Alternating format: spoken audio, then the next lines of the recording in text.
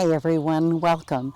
On this week's podcast, I am taking you to a visit to Mrs. Takata's Reiki studio, so I hope that you enjoy that. We're here on the big island of Hawaii, and we took a trip with some of the other licensed teachers over to Hilo, where we were able to visit Mrs. Takata's original Reiki studio and visit her shrine. And I'm even able to lead you in a little meditation so that you can really feel the energy of Mrs. Takata today. Before we begin, I just want to let you know that I have some fantastic news. There is space in all of my January classes. So whether you're considering taking a Reiki class, either Reiki level 1 and 2 masters, animal Reiki 1 and 2 masters, Karuna Reiki or animal communication for the first time, or if you've already studied with me and you'd like to review the class to raise your vibration and just start 2023 out right, go ahead and head on over to my website. There's a link in the podcast notes and register for those classes.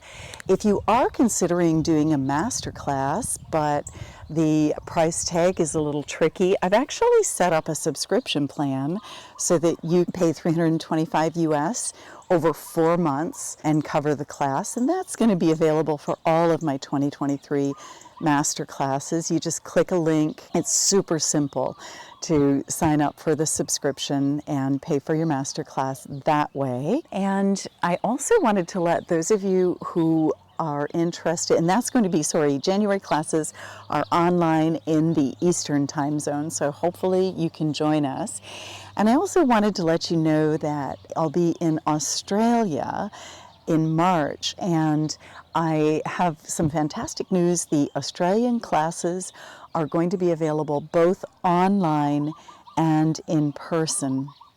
And so they are in person just outside of Canberra, about 20 minutes outside of Canberra in Roy, at my friend Mary's beautiful horse farm. And there are animals there. We've got Peanut, the Dalmatian, who's just gorgeous. He'll be joining us in class. There are horses outside. There are tons of gorgeous birds that join us in class, but we are also going to be able to offer that online if you live in Australia or Asia and want to attend in that time zone and aren't able to travel. So please join us. Go ahead and register for those classes. And then in April, I'll be back at the farm offering a full range of classes at the farm. So hopefully you can join us for some of those. Well, guys, I also, in this podcast and in this YouTube, because I'm taking you to the actual studio, I'm going to put a link in the podcast to the YouTube video for those of you who might want to see the shrine and the studio where Mrs. Takata originally taught. And I also am including links to some of the articles that the ICRT has published about Mrs. Takata and how she practiced Reiki, in case you're interested in learning a little bit more of the history.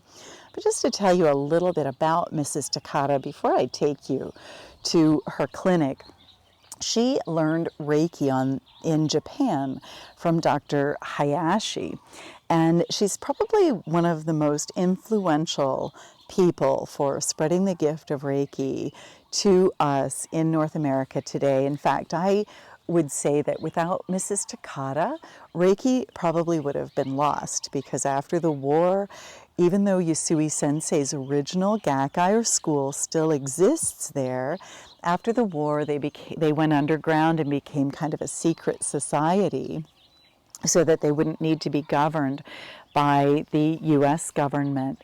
And Dr. Hayashi passed on. He committed ritualistic suicide after he refused to assist his Navy in the planning of Pearl Harbor in order to bring honor back to his family.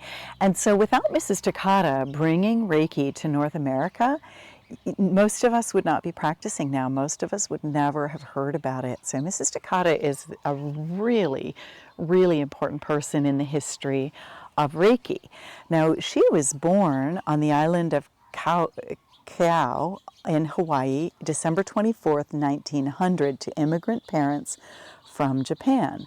She married the bookkeeper of the plantation. They had 2 children, and she was widowed very young with these 2 children. And the work itself was very hard, physical labor on the sugarcane plantation.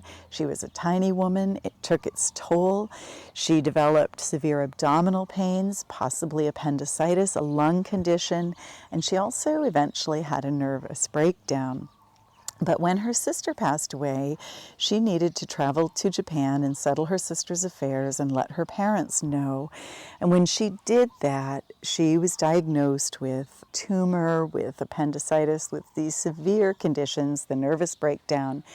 And they were going to do exploratory abdominal surgery, which at that time there was no penicillin. This was in the late 30s.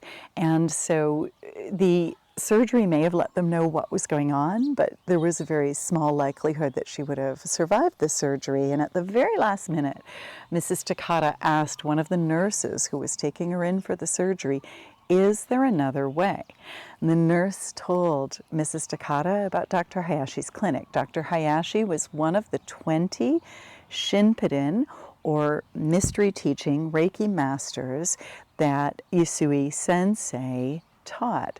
And Mrs. Takata went to Dr. Hayashi's clinic. She received treatments morning and evening for 4 months. And after that, she reports that she was healed. It really awakened an interest in Reiki for Mrs. Takata. At one point, she grabbed the arms of one of the people treating her, and she pushed up the sleeves of his kimono because she wanted to know what were the devices in his hands that were creating the intense heat as she received Reiki treatments.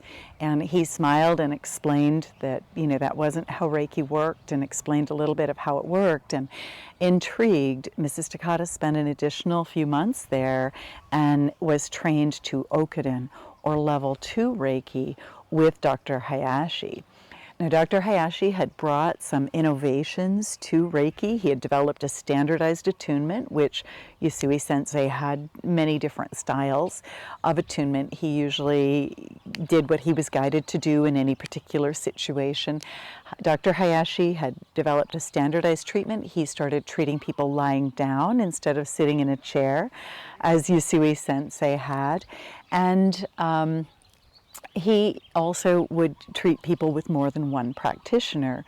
Now, Mrs. Takata came back to Hawaii as a level 2 Reiki practitioner, but she wanted to learn more, so she invited Hayashi's daughter to visit her in Hawaii, and Hayashi himself came to escort his daughter. You didn't send a young woman off on her own, but you did send them to travel, and he came as her escort. And so in 1938, he was here on the Big Island of Hawaii with Mrs. Takata, and he trained her to Reiki master. They traveled around the Big Island, and they gave talks together and explained what Reiki was. And that really established Mrs. Takata as a Reiki master here. Now, that being said, shortly after 1938, of course, we had the attack of Pearl Harbor from Japan on Hawaii, on the island of Oahu. And so there became some resistance or some reluctance to do anything Japanese. And so for a while, Mrs. Takata changed the name from Reiki training to shortwave therapy or shortwave treatment. And you'll be able to see that on her original sign. Mrs. Takata wound up going to the mainland and training and teaching people in Reiki. She even taught at a distance over the phone, as we have been guided to do with our online classes recently. She established the Reiki Alliance, and she trained 22 Reiki masters in her time. And it was a really difficult time for her to be bringing this Japanese technique to the U.S. And yet I really am so impressed with Mrs. Takata's perseverance. She complied with really strict licensing requirements for her Hawaiian clinic. And so therefore, with all of her tenaciousness, her perseverance, her dedication to Reiki, even changing the name when the name wasn't acceptable. Mrs. Takata preserved the knowledge of Reiki and she passed it on. She also brought several innovations to Reiki. The hand positions that a lot of people use, those were not used by Hayashi. The master symbol that we get with Usui Reiki was an innovation of Mrs. Takata. And these innovations made the process simpler and made it easier for North Americans to practice Reiki. So it was really interesting, the innovations that she brought. And so I think that she transitioned, although she was born on December 24th, 1900, she transitioned at just shy of 80 years of age, December 11th in 1980. But she really left a large legacy to Reiki. She's the reason most of us are aware of it and most of us practice Reiki today. And I think that as we think about how much Reiki means to us, I think that we can really appreciate her for all that she's done. I just like to thank Mrs. Takata for bringing Reiki to me personally, and I'm sure that you'd like to do the same. We really appreciate you. So without further ado, I am going to bring you to Hilo so that you can actually experience the very first Reiki clinic in North America. Thank you for joining me for that today. I just wanted to bring you on a tour with me to Mrs. Takata's clinic. It's now the home of Klein Natural Health and Wellness Center, and they were gracious enough to allow us to visit Mrs. Takata's shrine and have some time there with you. So I'm going to take you inside, and as we go inside, we're going to go up and do a nice meditation at Mrs. Takata's shrine and feel the energy of this original healing space, this original Reiki healing space. This is the first place that Reiki was practiced in North America. Mrs. Takata taught and treated people on the bottom floor, and she lived on the top floor of this building. And you can really feel Mrs. Takata here today. And here on the porch of Mrs. Takata's Healing Center, I wonder how many people waited on this porch for their treatments or their sessions, or even after their sessions, or how many people gathered here during classes. It's really amazing to me. Mrs. Takata was born in the 1900s and in the 1930s went to Japan to settle her sister's affairs. She was a tiny woman. She worked in the sugarcane fields and she was widowed with 2 small children. And she went to Japan to settle her sister's affairs. And while she was in Japan, she had some health issues that led her to meeting Dr. Hayashi, who became her Reiki instructor. Mrs. Takata stayed 6 months with Dr. Hayashi, working and volunteering at his clinics and taking Reiki sessions each day until she had healed herself and was well. And when she returned here to the big island of Hawaii, shortly after, she had invited Dr. Hayashi's daughter to come and visit her, and Dr. Hayashi accompanied her as her chaperone. While he was here on the Big Island, he gave Mrs. Takata her Reiki masters, and the 2 of them toured around the island giving talks and explaining what Reiki is. And as you'll see on the sign inside, Mrs. Takata actually originally called this a Reiki studio and Reiki healing, but after the war, there was a lot of difficulty where people didn't want to know or have anything to do with anything Japanese. And so she renamed Reiki shortwave healing, and in order to westernize it and make it a little bit more acceptable to the Western mind. And she went on, and it's incredible to me that this tiny woman was able to persevere in the face of what must have been tremendous difficulties. As we've been here, we've really been able to feel Mrs. Takata here with us today. She seems really happy that we're here. It's become a very busy center. I know it wasn't as busy as this when she was here with her healing center. It's actually quite a large home and a beautiful space. And it has a very serene and lovely feeling to it. The people who work here also seem very lovely. And it's wonderful that they allow us to come and visit this home and see the shrine that they have set up to her in the hallway here. That you can feel Mrs. Takata's gentleness and her beautiful energy. And despite that gentleness and despite her diminutive size, I understand she was a powerful healer. Many of you know that she taught 22 Reiki masters in her lifetime. She also started the Reiki Alliance, which is still going today. I feel often just a debt of gratitude to Mrs. Takata. So thankful to her for persevering at what must have been a very difficult time in order to bring Reiki to us here in the West. I hope you'll enjoy seeing her shrine. We're going to go inside in a few minutes, and I hope you enjoy the meditation. And in the meantime, I am just sending you some Reiki from Mrs. Takata's and just hoping to share with you this beautiful feeling that comes through us. I'm here with other Reiki Master teachers, and we're just all feeling her beautiful energy here. And she feels happy and proud and honored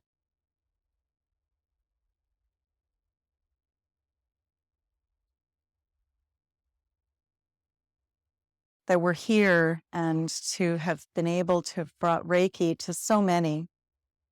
When we think about how much Reiki has impacted our lives, and I think about this often throughout the day, and I often say, thank you, Mrs. Takata. Thank you. So guys, we're in the original Reiki studio of Mrs. Takata. Here's a little shrine that they have to Mrs. Takata with her photo, the precepts, an Antikarana grid, peace grid. Here are the original Reiki manuals that William Lee Rand created, along with this story by Helen Haberly, and some of the ICRT things, and the Reiki Friends teddy bear. And here's a little explanation about her original Reiki clinic sign that Dr. Klein purchased the home in 1986 to convert it to a chiropractic center, but the sign was found neglected in the basement. When he looked at it, the older version said Reiki massage, Swedish massage cabinet bath, and Japanese characters at the bottom. And this is the original sign. And then over top, of course, she took out the word Reiki because after Pearl Harbor, anything Japanese wasn't appreciated. There's a guest book here that the licensed teachers that are with me all signed, and a little bit of information. One of the really interesting things, though, is the feeling of this place. Now, this is the upper floor where Mrs. Takata lived. And so I think I'm just going to focus in on the sign, and I'm going to invite you to close your eyes, take a deep breath, and bring your hands into Gasho, activating the Reiki symbols. And breathe. And as you do that, taking yourself back several decades to a time when Reiki was new to North America, and it was here on the big island of Hawaii that Mrs. Takata introduced it to us.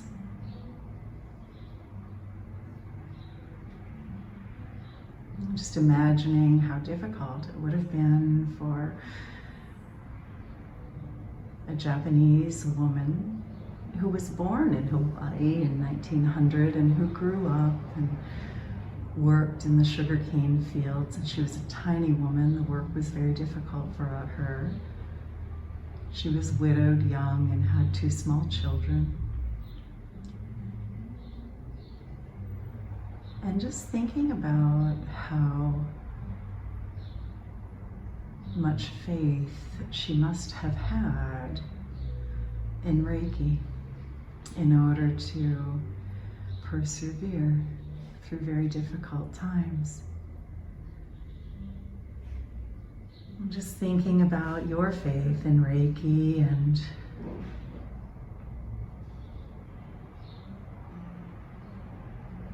inviting the strength of Mrs. Takata's conviction, this tiny Japanese woman who brought this entirely new healing system to the Western world, who created the Reiki Alliance, which still exists today. You can place your hands comfortably on your body. And quite often, as I do Reiki, I can see an image of Mrs. Takata in the room with me, smiling. Just imagine that she's in the corner of your room now, smiling, thanking you for spreading the light of this healing modality in the world. And you may wish to open your heart and receive the blessings and the feeling of the energy from Mrs. Takata today.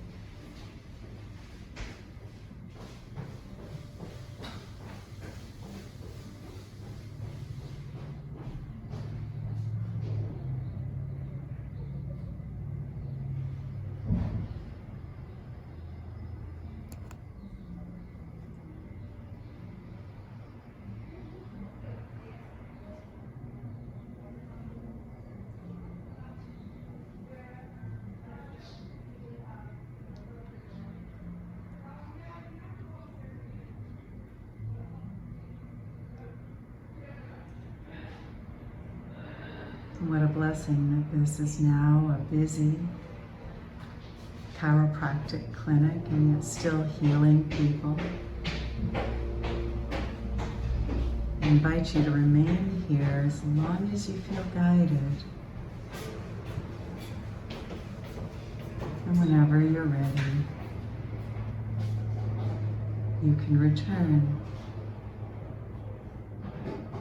bringing with you that connection to Mrs. Takata and her beautiful, peaceful energy, enhancing your connection with Reiki, bringing with you a renewed faith in Reiki healing. Thank you so much for joining us here today. Namaste.